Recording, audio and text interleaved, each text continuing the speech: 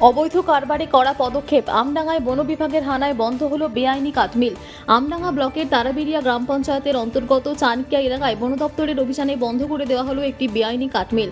বন দপ্তরের পক্ষ থেকে চালানো আকস্মিক অভিযানে মিলে মজুদ থাকা বিভিন্ন প্রজাতির কাঠ পরীক্ষা করে তা জব্দ করা হয় এবং সংশ্লিষ্ট ব্যক্তির কাছ থেকে বনজ দ্রব্য পরিবহন ও সংরক্ষণের বৈধ নথি চাওয়া হলে তা দেখাতে না পারায় আইনানুগ ব্যবস্থা নেওয়া হয়।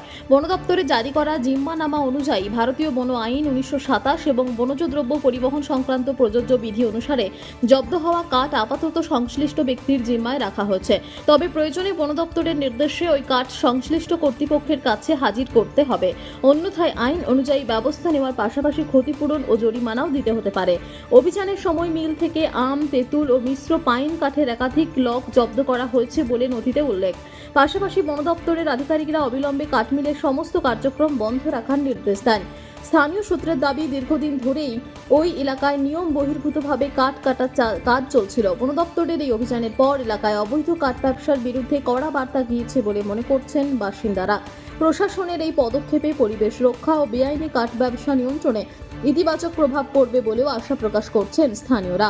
Bureau report, NB Bangla media.